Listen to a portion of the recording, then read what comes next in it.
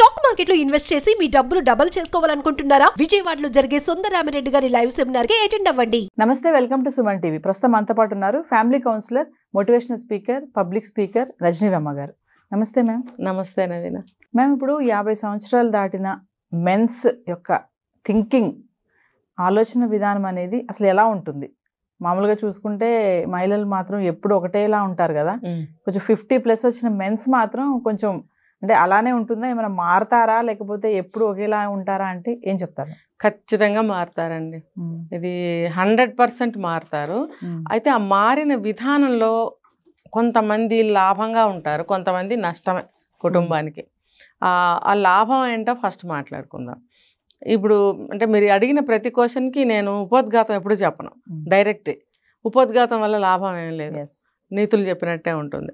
So ఏంటంటే కొంతమంది ఒక వయసు వచ్చేటప్పటికి బాధ్యతాయుతంగా తయారవుతారు. వాళ్ళ మెంటాలిటీ పెద్దరికంగా తయారవుతుంది, ఒక బాధ్యతగా తయారవుతుంది. ఇంకొక కోణంలో చెప్పాలంటే కొంచెం చాదస్తంగా తయారవుతారు. అంటే అది చూసే వాళ్ళకి చాదస్తంగా అనిపిస్తుంది, అతని దృష్టిలో మాత్రం బాధ్యతాయుతంగా పెద్దరికంగా తయారైనట్టు లెక్క. యాక్చువల్గా అట్లానే తయారవ్వాలి, అదే కరెక్ట్. ఇప్పుడు చూడండి, పిల్లలు కొంచెం పెళ్ళిళ్ళకి వయసు వచ్చే వరకు కూడా కుర్రతనమే అనిపిస్తుంది ఇద్దరికి, భార్యకి భర్తకి. ఎందుకంటే ఇంకా పిల్లలు మన అండర్లోనే ఉన్నారు, ఇంకా చదువుతున్నారు, ఇంకా సెటిల్ కాలేదంటే వీళ్ళు ఇంకా చిన్నవాళ్ళ కింద లెక్క. వన్స్ వాళ్ళ పెళ్ళిళ్ళు అయ్యి బయటకు వెళ్ళినాయి, ఇంకా బాధ్యతలు పనులు అన్నీ పెరుగుతూ ఉన్న క్రమంలో ఏమవుతుందంటే వీళ్ళు చేయవలసిన పనుల యొక్క విధానం అంటే ఆ స్టైల్ అనేది మారుతుంది. ఇప్పుడు వరకు ఏం చేసావు నువ్వు? పిల్లలకి ఫీజులు కట్టావు, చదివించావు, బట్టలు కొన్నావు, ఇంటికి ఏం కావాలో చూసావు. ఇప్పుడు నెక్స్ట్ ఏంటి? అమ్మాయి అయినా అబ్బాయి అయినా పెళ్లి చేస్తే కొత్త వ్యక్తులు మన ఇంట్లోకి వస్తారు. ఇంకా మళ్ళీ అక్కడికి కొంచెం ముందుకు వెళ్తున్నా, వెనక్కి వెళ్తున్నా. ఇప్పటి వరకునేమో నువ్వు మంచివాడివైతే భార్యను ప్రేమగా చూసుకున్నావు, లేదు నువ్వు కోపిస్టోడివో, కొంచెం సర్దుబాటు లేనివాడివో, లేకపోతే మెంటాలిటీ వైజ్గా నువ్వు కొంచెం మంచివాడివి కాదు చెడ్డవాడివి అనుకుందాం, ప్రతిదానికి తిట్టడం, కొట్టడం, బాధించడం చేస్తున్నావు అనుకునేటట్టు వరకు చేస్తున్నప్పుడు అది సరిపోయింది అక్కడ వరకే. నీ ఇల్లు, నీ భార్య, నీ పిల్లలు, ఒక 20-25 ఏళ్ళ నుంచి చూస్తూ పెరిగిన నీ పిల్లలు, మీరందరూ పాత వాళ్ళే, ఏం అవ్వదు. కొత్తగా నీకు మ్యారేజ్ అయ్యి కోడలు కానీ అల్లుడు కానీ వచ్చినప్పుడు వాళ్ళిద్దరే వస్తారండి. కోడలు వస్తే కోడలు ఫ్యామిలీ వస్తారు, ఏదైనా అకేషనల్గా వాళ్ళ చుట్టాలు అందరూ గ్యాదర్ అవుతూ ఉంటారు. అలాగే అల్లుడు వస్తే కూడా వాళ్ళు కూడా వచ్చి గ్యాదర్ అవుతుంటారు, అందరం మనం కలుస్తూ ఉంటాం. కలిసినప్పుడు కూడా ఇప్పుడు నేను చెప్పాను, ఈ ఏజ్లో మెంటాలిటీ మారితే ఒక బాధ్యతాయుతంగా పెద్దరికంగా తయారవుతారు, అవ్వాల్సిందే. అయినప్పుడు అటువంటి రిలేషన్స్ మన ఇంటికి వచ్చినప్పుడు నువ్వు ఎలా రిసీవ్ చేసుకుంటావు? మంచిగా రిసీవ్ చేసుకుని మంచిగా ఉంటావు. అదే నువ్వు ఒక చెడ్డవాడు అయితే నువ్వేం చేస్తావు అని అంటే, నిన్నటి వరకు భార్యతో ఎలా ఉన్నావు నువ్వు అలాగే బిహేవ్ చేస్తావు. అప్పుడు ఆ భార్యకి ఏమవుతుంది? ఏం మిగులుతుంది చెప్పండి? కన్నీళ్ళు, అవమానాలు, ఏమి చేతకానితనం, బాధ, ఎవరికీ చెప్పుకోలేదు. అంటే దానివల్ల నీ ఇంటికి కానీ నీ ఇంటిల్లాలకు కానీ ఎంత నష్టం జరుగుతుంది అంటే, నేను ఎందుకు చెప్తున్నానంటే ఆ బాధ్యత అనేది రావాలి. మన ఇంటికి కొత్త వ్యక్తులు వస్తున్నారు, మా అల్లుడు వచ్చాడు, కోడలు వచ్చింది, వాళ్ళు వస్తున్నారు, వెళ్తున్నారు, మన మెంటాలిటీ మార్చుకోవాలనే బుద్ధి, జ్ఞానం ప్రతి మగాడికి రావాలి. అంటే ఎప్పుడు ఒకటే మైండ్ సెట్తో ఉంటారు మేడం వాళ్ళు? ఇంకా అంటే ఏజ్ పెరిగే కొద్ది మారరా? చెప్తున్నా అదే, మారుతున్నారు అంటే ఇది ఒక కేటగిరీ. మారుతారు, మారి ఇప్పుడు ఇలా వచ్చిన రిలేషన్, కొత్త బంధువులు వస్తే మంచిగా చూసుకుంటారు వాళ్ళని, సాంప్రదాయంగా ఇంట్లో అన్నీ జరిపిస్తారు. ఆ భార్యకి పెద్దగా కష్టమేమి ఉండదు. అయితే మారని వాళ్ళు ఉంటారు, మారని వాళ్ళు కాదు ఇంకో రకంగా మారిన వాళ్ళు ఉంటారు. ఇప్పుడు నిన్నటి వరకు నువ్వు బాధించావు భార్యని, అంటే మారుతారు కానీ ఇంకో రకంగా. అందుకే నేను క్లారిటీగా చెప్తున్నా. ఇప్పుడు ఇందాక నేను చెప్పాను ఒక పాయింట్, నువ్వు ఇప్పుడు వరకు తిట్టావు, కొట్టావు, అవమానించావు భార్యని, నీ పిల్లల దగ్గర, నీ ఇంటి దగ్గర, మహా అయితే నీ తల్లిదండ్రుల దగ్గర, ఆ అమ్మాయి తల్లిదండ్రుల దగ్గర మాత్రమే తెలుసు, నువ్వు పాతాడు అయిపోయావు. ఇప్పుడు ఈ కొడుకులకి కూతుళ్ళకి పెళ్ళిళ్ళే కొత్త బంధువులు వస్తున్నప్పుడు నువ్వు ఇదే మెంటాలిటీతో ఉన్నావు అని అంటే, వాళ్ళ దగ్గర ఉన్నావు అని అంటే కాదు, అక్కడ నీ ఇటువంటి మెంటాలిటీ అక్కడి నుంచి నీ 50 years తర్వాత ఇంకొంచెం పదునుగా తయారవుతావు నువ్వు. ఈ కేసులే ఎక్కువ ఉన్నాయి. ఎందుకంటే నీ బుద్ధి దరిద్ర బుద్ధి నిన్నటి వరకు, పెద్ద వయసు వచ్చింది, మారాలి కదా, మారకుండా మారతాడు. ఎలా మారతాడు? ఇంకొంచెం కఠినంగా మారతాడు. ఎందుకు? నాకు ఇంటికి అల్లుళ్ళు కోడళ్ళు వస్తున్నారు, మనవరాళ్ళు పుట్టారు, అటు వాళ్ళ సైడ్ బంధువులు వస్తున్నారు, నా పెద్దరికం ఇంకా పెరిగింది, నేను ఎలా కూర్చుంటాను? సో నేను ఇంకొంచెం గట్టిగా తిట్టాలి, నేను ఇంకొంచెం ఎక్కువ పెత్తనం చేయాలి ఇంటి మీద కానీ భార్య మీద కానీ. అంటే నిన్నటి వరకు నువ్వు చేసిన చెడు ప్రవర్తన ఏదైతే ఉందో అది ఇవాళ నుంచి ఇంకొంచెం ఎక్కువ పెంచుకుంటున్నావు నువ్వు. దానివల్ల ఏమవుతుందంటే ఫ్యామిలీ ఇంకా ఎక్కువ బాధపడతారు. ఇంకొక పక్క నుంచి నువ్వు చెడ్డవుతావు. అరే స్టార్టింగ్లో నువ్వు మంచివాడు, అబ్బో పెళ్ళాన్ని భలే అదుపులో పెట్టాడు, తను ఏం చెప్తే అది వినాల్సిందే భార్య, ఆవిడ మాట నడవదు అంటే ఇది కొత్తలో అనుకునేది. దానివల్ల ఏమవుతుంది, భార్య చులకన అవుతుంది అవతల వాళ్ళకి. కొద్ది రోజులైన తర్వాత ఏమవుతుంది, ఇతను కూడా చులకన అవుతాడు. ఓవరాల్గా టోటల్గా ఇద్దరు కూడా బయట వాళ్ళకి చులకన అవుతారు. బయట వాళ్ళ సంగతి పక్కన పెడితే వచ్చిన అల్లుడో కోడలో ఉంది, ఖచ్చితంగా తాటాకులు కట్టి పారేస్తారు. ఇంకా అతని మాటకి విలువ ఉండదు, ఈవిడ మాటకి విలువ ఉండదు. అప్పుడు ఎంత జీవితం అనేది ఎంత భారంగా తయారవుతుందో చూడండి. ఇంకొకటి చెప్తా, ప్రతిదీ అతని మాటే చెల్లాలి. ఒకవేళ మంచిగా మారిన మగవాడైనా మారని మగవాడైనా అతని మాటే చెల్లాలని అనుకుంటే కనుక, ఇప్పుడు బాధ్యత వచ్చేసింది నా మీదకి, నాకు పెద్దరికం వచ్చేసింది, నా మాట నడవాలి, నేను చెప్పింది నేను కరెక్ట్గా నడిపించాలి అనే బాధ్యత వచ్చేసింది అతనికి. వచ్చేసి ఇగో ఇలాగే చేయని అంటే కూడా ఆ భార్యకి నరకమే. అరే అట్లా కాదు, ఏ వయసుకైనా సరే భార్యాభర్తలు ఇద్దరు సమానమే అని నేను ఎప్పుడు మొత్తుకుంటున్నా. ఆ సమానత్వం ఎప్పుడు బాధ్యతాయుతంగా, బాధ్యత అనే ఒక ఇదిలో నువ్వు బాధ్యతను తీసుకున్నప్పుడు మాత్రమే సమానత్వం. అంతేగాని నువ్వు తాగి తందనాలు ఆడతాను, భార్యను కొడతాను, అవమానిస్తాను, లేకపోతే ఈవిడు కూడా నా పాటికి నేను తిరుగుతాను అంటే అది సమానత్వం ఉండకూడదు. అక్కడ ఉండకూడదు. ఎప్పుడైతే మీరు బాధ్యత తీసుకుంటారో అప్పుడే మీకు సమానత్వం వస్తుంది. అంతేగాని ఈ వయసులో ఇంకో పోయేకాలం వస్తుంది. ఇది ఒకటి చెప్పానా, ఇంకో పోయేకాలం చెప్తా. వీడేం చేస్తాడు, వీడు అనే అంటా నేను, వీడేం చేస్తాడంటే ఇందాక మనం చెప్పుకున్నాం, మొబైల్ చూస్తూ ఉంటాడు కాదు, కొద్ది రోజులకి అడిక్ట్ అయిపోతాడు. మొబైల్ అడిక్షన్లో ఉంటాడు వాడు తాగినోడి కన్నా లేకపోతే ఏ వ్యసనం కన్నా ఘోరమైన వ్యసనం ఏదైనా ఉందంటే ఈ సెల్ ఫోనే నా దృష్టిలో. వాడు అందులో మునిగాడంటే వాడు పిచ్చెక్కుతుంది వాడికి, కొట్టేయాలి తిట్టేయాలి యువతల వాళ్ళు ఎవరైనా డిస్టర్బ్ చేస్తే. నోటుకు వచ్చినట్టు వాగుతాడు అనమాట. ఆ నోటుకు వచ్చినట్టు వాగటము, ఇంకొంచెం ముందుకెళ్తే కొట్టడము, దెబ్బలాడుకోవటము. ఈ పెద్ద వయసు వచ్చిన తర్వాత చాలామంది ఇప్పుడు విడిపోతున్నారు. ఇది ట్రెండింగ్ న్యూస్. ఎందుకు అంటే ఇవే కారణాలు. నేను పెద్దోడినయ్యాను, నాకు పెద్దరికం వచ్చింది, అబ్బో నువ్వు కాదు అనుకోవడం. నీ భార్యకి రాలేదా? ఇప్పుడు ఇద్దరూ కలిసి ఇంతకాలం కాపురం చేస్తేనే కదా మీకు అల్లుళ్ళు కోడళ్ళు వచ్చారు. అలాంటప్పుడు ఇద్దరికి సమానమే కదా. నీకే వచ్చిందేంటి వయసు, సమానత్వం, పెద్దరికం, ఆవిడికి రావా?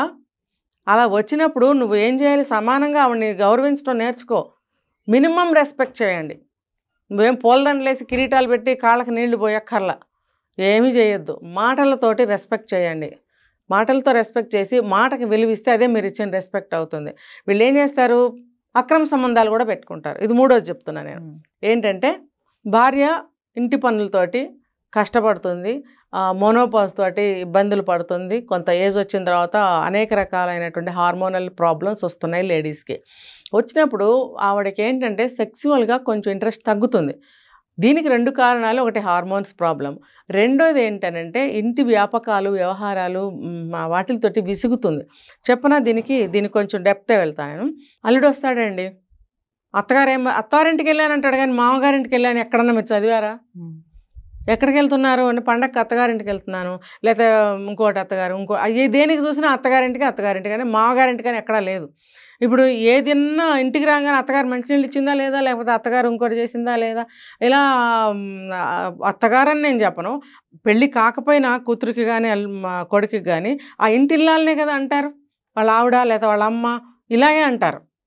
అంతేగాని పెళ్ళైన తర్వాత ఏమంటారు, అత్తగారు అంటారు. అంటే ఎప్పుడు చూసినా కాన్సన్ట్రేషన్ లేడీస్ మీదే. మరి ఆ మగాడు ఏమి అనడా, ఏమి చేయడా, దేనికి పనికిరాడా, వాడు ఏమైనా గొప్పాడా? నువ్వు గొప్పవాడు అయితే మరి నీ భార్యను ఎవరు అట్లా మాట్లాడరు. మరి అలాంటప్పుడు లేడీస్కి ఎన్ని రెస్పాన్సిబిలిటీస్ ఇంట్లో చూసుకుంటూ ఉంటుంది. అల్లుడు మర్యాద చేయాలి.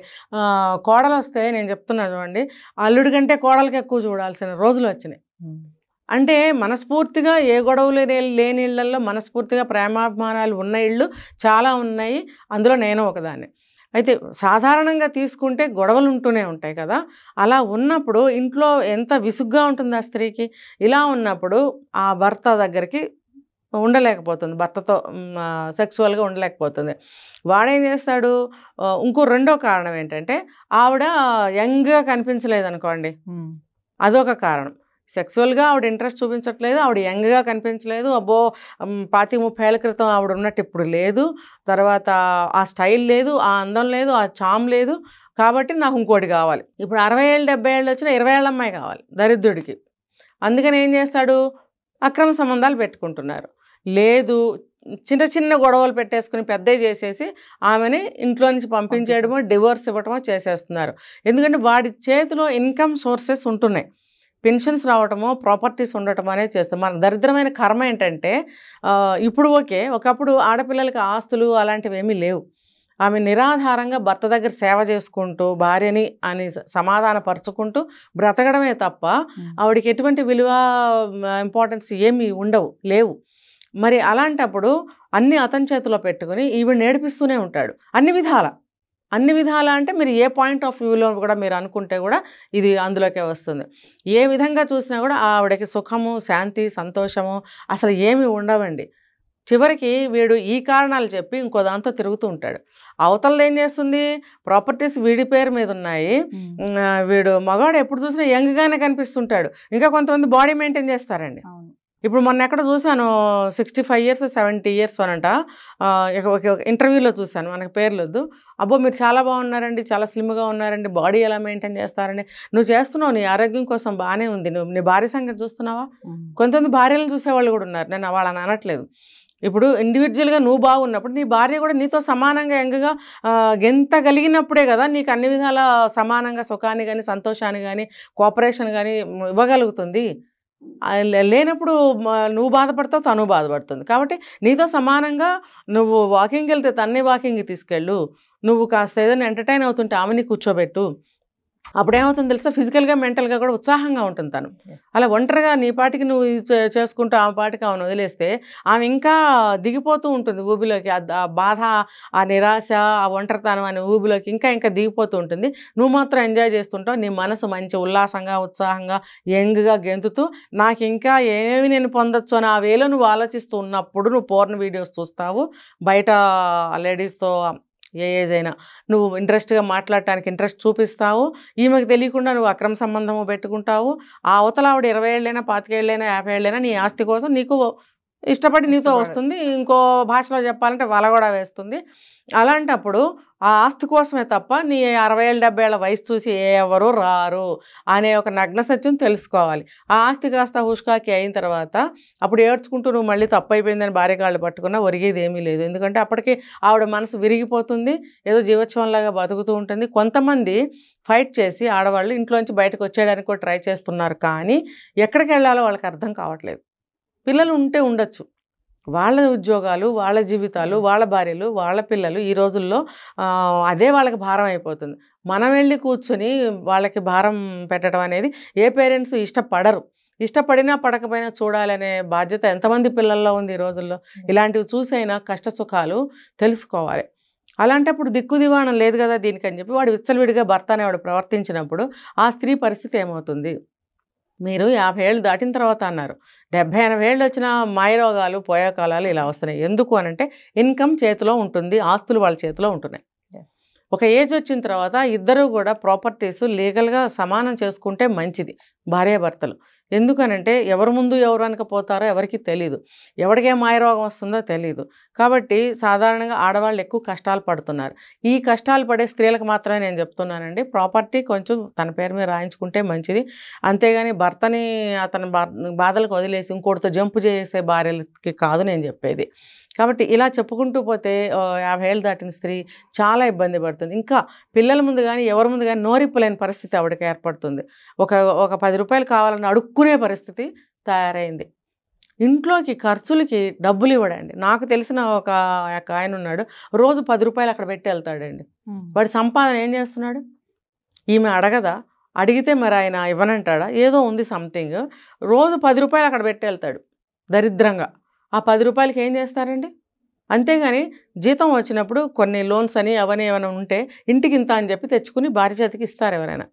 వాడు ఇవ్వడు, 10 రూపాయలు ఇస్తాడు రోజు. అంటే నీకు కావాల్సిన ఏదన్నా కూరగాయలు తీసుకొచ్చి వంట చేయడానికి ఇస్తావా? 10 రూపాయలకి వస్తుందా ఏమన్నా? 10 రూపాయలకి ఏ రోజుల్లో ఏమీ రాలేదండి నాకు తెలిసి. నాకు తెలిసి ఏ రోజుల్లోని 10 రూపాయలకి ఏం రాలేదు. అంటే ఎప్పుడో 100 సంవత్సరాలు 60 సంవత్సరాల క్రితం నాకు తెలీదు. నా ఊహ తెలిసిన దగ్గర నుంచి 10 రూపాయలకి ఏమీ రాలేదు. మరి అలాంటప్పుడు వాడు 10 రూపాయలు ఎలా పెడతాడు? మరి ఏమన్నంటే ఆవిడ నిమిషానికి ఒకసారి అవమానించేవాడు, నిమిషానికి ఒకసారి హేళన చేసేవాడు. మరి ప్రతిరోజు వాడికి సెక్స్ కావాలి, ఇంట్లో మంచిగా కమ్మగా వండి పెట్టాలి. అంటే అందుకుందా నీకు భార్య? ఏ వయసు వచ్చినా ఇలా ట్రీట్ చేసే మగవాళ్ళని ఏమనాలి, ఏం చేయాలి? దయచేసి మగవాళ్ళు అలా ఉంటే కొంచెం మారండి ప్లీజ్. మీ అక్కలు ఉంటారు, మీ చెల్లెళ్ళు ఉంటారు, ఆ స్థాయి నుంచి ఆ వయసు నుంచి వచ్చిన మీ అమ్మలు ఉంటారు. ఇప్పుడు మీ భార్య కూడా ఆ స్టేజ్కి వచ్చింది కాబట్టి మీరు దయచేసి అలా చేయకండి, అర్థం చేసుకోండి, మారండి. ఇప్పుడు ఇంత వయసు వరకు మీకు ఉపయోగపడిన భార్య ఇంకా జీవితకాలం కమ్మగా వండిపెట్టలేదు, లేకపోతే సెక్సువల్గా ఉపయోగపడలేదండి, వాళ్ళని ఇబ్బంది పెట్టి మీరు బయటకు వెళ్ళారు అని అంటే మీ వివాహ బంధం కానీ మీ మధ్య ఉన్న ప్రేమ బంధానికి కానీ మీరు ఏమని సమాధానం చెప్తారు? ఇన్ని సంవత్సరాలు గడిపిన సమయానికి విలువ ఉందా? మీరు ఏం సమాధానం చెప్తారు కాలానికి? మీకు మీరు ప్రశ్న వేసుకోండి. Thank you ma'am.